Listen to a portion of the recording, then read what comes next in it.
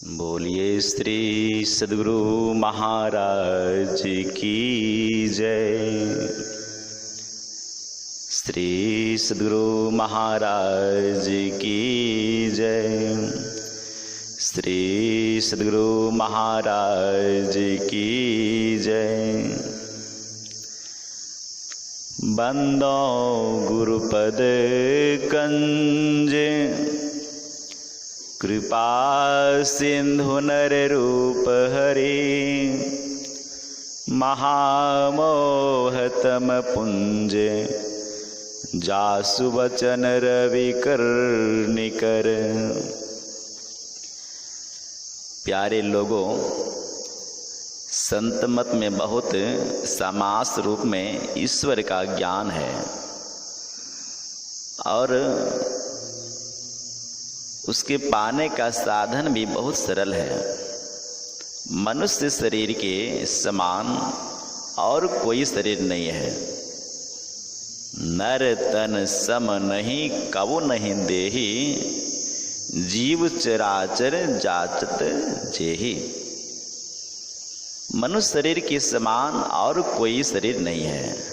जितने चर और अचर जीव हैं सभी मनुष्य शरीर पाना चाहते हैं।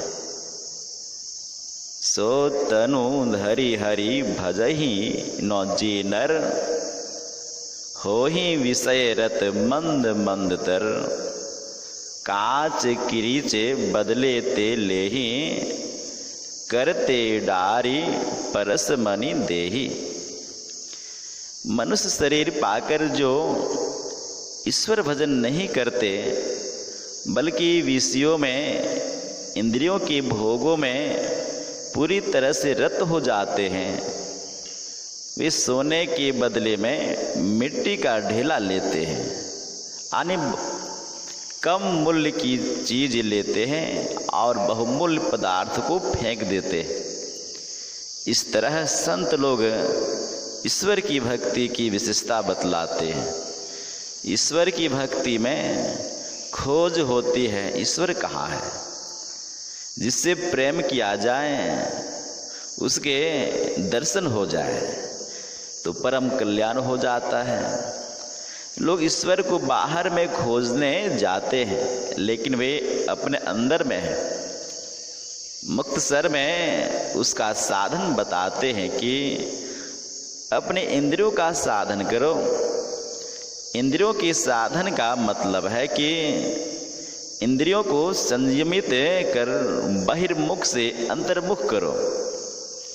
इंद्रियों को संयमित करने के लिए सत्संग करो। सत्संग से हिदायत मिलती रहेगी, उसके अनुकूल काम करते रहोगे तो इंद्रियां संयमित रहेंगी। ईश्वर भक्ति में ईश्वर की उपासना चाहिए। उपासना के लिए कहते हैं मानस जप, मानस ध्यान, दृष्टि साधन और नादानुसंधान करो। ईश्वर बाहर में दर्शन नहीं देते हैं। इसका कारण है कि जहाँ तक मन जाता है, जहाँ तक मन को जाने की शक्ति है, स्थूल संसार में इंद्रियों के संग रहता है। इसलिए वह ईश्वर को पाने में असमर्थ हो जाता है। इंद्रियों में वह सामर्थ्य नहीं है कि ईश्वर दर्शन करे। बाहर की इंद्रिय को कौन कहे, भीतर की इंद्रियों में भी वह शक्ति नहीं है। गो गोचर जह लगी मन जाई, सो सब माया जाने हूँ भाई। इंद्रियों को जो प्रत्यक्ष है, जहाँ तक मन जाता है सबको माया जानो। ईश्वर का दर्शन मन को भी नहीं हो सकता है। इस शरीर के भीतर में बाह्य इंद्रियों को छोड़कर मन, बुद्धि, चित्त और अहंकार है। मन को अधिकार ही नहीं है कि ईश्वर दर्शन करें। मन के ख्याल में जो आता है बुद्धि उस पर विचार करती है। बुद्धि मन और इंद्रियों के विषयों को ही सोचती समझती है। इसलिए ईश्वर पाने का अधिकार इनको भी नहीं है। शरीर में इसके अतिरिक्त तुम हो, तुमको ही ईश्वर पाने का अधिकार है। भगवान ने क्षेत्र और क्षेत्रज्ञ का जो ज्ञान दिया है उसमें बताया है कि तुम क्षेत्र नहीं क्षेत्रज्ञ हो। क्षेत्र जड़ है, तुम चेतन हो। तुम जड़ से फूट जाओ। जब तक जड़ के संग में रहोगे तब तक इंद्रियों के संग में रहोगे। ईश्वर की उपासना ऐसी करो कि जड़ का संग छोड़कर अकेले रहा जा सके। इसके लिए संतों ने जो क्रिया बताई है वह है बहुत सूक्ष्म। ध्यान सूक्ष्म भी होता है और स्थूल भी। साधना में केवल ध्येय रहे, उसी को प्रत्यक्ष करने के लिए तुम्हारी चेतन आत्मा रहे। यह बहुत बारीक साधन है। यह बारीक साधन दृष्टि योग से आरंभ होता है और समाप्त होता है शब्द साधन में। दृष्टि योग में देखने की शक्ति का प्रयोग होता है। इसमें डिम पुतली को उल्टाने पलटाने का काम नहीं है। इसका भेद गुरु बता देते हैं। दृष्टि की दोनों धारों को मिलाकर एक करते हैं। उस साधन का नाम दृष्टि योग है। दृष्टि योग से अंतर में प्रवेश किया जाता है। इसी से ईश्वर की ओर जाया जाता है। इंद्रियों से छूटें, ईश्वर की ओर चलें, इसके लिए यह साधन है। इससे आगे बढ़ने पर अनहद ध्वनि का ध्यान होता है। उसको नादानुसंधान कहते हैं। वह नाद मिलता है तो वह ईश्वर की ओर खींचता है। चेतन आत्मा को खींच लेता है और ईश्वर तक पहुंचाता है, क्योंकि वह नाद ईश्वर से निकला हुआ है। इसी का प्रचार इस सत्संग से होता है। आरंभ में जिस रूप में श्रद्धा हो उसके नाम का जप और उस रूप में अपना मन लगावें, न्यौछावर करें। श्री राम की उपासना, श्री कृष्ण की उपासना, देवी की उपासना, गुरु की उपासना, किसी एक की उपासना से आरंभ करो। यही इसका ज्ञान है। इसी को समझाने के लिए सत्संग है। इसमें 5 पाप मना है: झूठ, चोरी, नशा, हिंसा और व्यभिचार। जो धर्म का कायदा है उस पर चलो। उसी धर्म में बरतते हुए गृहस्थ बनकर करो।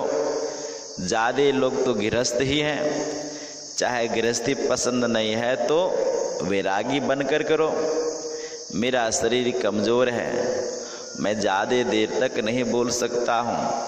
एक भजन गाया गया था: निज तन में खोज सज्जन, बाहर न खोजना। अपने ही घट में हरि है, अपने में खोजना। दाऊ नैन नजर जोड़ी के, एक नौक बना के। अंतर में देख सुन सुन, अंतर में खोजना। तिल द्वार तक के सीधे, सूरत को खींच ला। अनहद धुनों को सुन सुन, चढ़ चढ़ के खोजना। बजती हैं 5 नौबतें, सुन एक एक को। प्रत्येक पे चढ़ जाए के, निज नाह खोजना। पंचम बजे धुर घर से, जहाँ आप विराजें। गुरु की कृपा से मैं ही तह पहुँची खोजना। बाहर में इंद्रिय गोचर पदार्थ हैं। बाहर में इंद्रियों को प्रत्यक्ष होने वाली चीज़ें हैं। बाहर में ईश्वर मिलने को नहीं है। अंदर में खोजो। अंदर में कैसे खोजें तो कहा: दाऊ नैन नजर जोड़ी के, एक नौक बना के।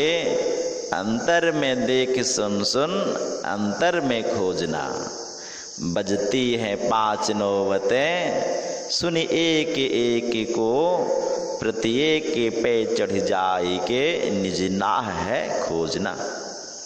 यह है नादानुसंधान। यह कोई अनुभवी जानता है, ना है मालिक स्वामी। 5 नौबतें बजती हैं, अंतर में देखो और सुनो। देखने की और सुनने की विद्या अंतर में संत लोग बताते हैं। इसी का प्रचार हमारे गुरु महाराज करते थे। संतन मतभेद प्रचार किया गुरु साहब बाबा देवी ने। थे अंध बने फिरते बाहिर, अंतर पथ भेद नौ थे जाहिर। हमें बोधि बुझाए सुझाए दिया गुरु साहब बाबा देवी ने। बंद कराए पलक पट को, कहे बाहर में तुम मत भटको। सीधे सन्मुख सुषमन बिंदु को, गहवाया बाबा देवी ने। सुषमन घर में ध्वनि धार बजे, चढ़ी श्वेत सुरत सोधार भजे। अनहद उलझन यही युक्ति तजे, सतध्वनि की युक्ति दई गुरु ने। गुरु की यह युक्ति बड़ी मैं ही प्रगट संसार नहीं। यही ढोल पिटाए सुनाए दिया गुरु साहब बाबा देवी ने। हमारे गुरुजी महाराज यही काम कर गए हैं, हम भी करते हैं और मरते दम तक करते रहेंगे। बाहर की चीज की जरूरत नहीं पड़ती, अंदर अंदर चलना है। बोलिए श्री सद्गुरु महाराज की जय। परमाराध्य श्री सद्गुरु महाराज जी का यह प्रवचन श्री संत मत सत्संग मंदिर मनिहारी कटिहार बिहार में 13 मई 1972 ईस्वी को अपराह्नकालीन सत्संग में हुआ था। श्री सद्गुरु महाराज की जय। बोलिए श्री सद्गुरु महाराज की जय। श्री सद्गुरु महाराज की जय। श्री सद्गुरु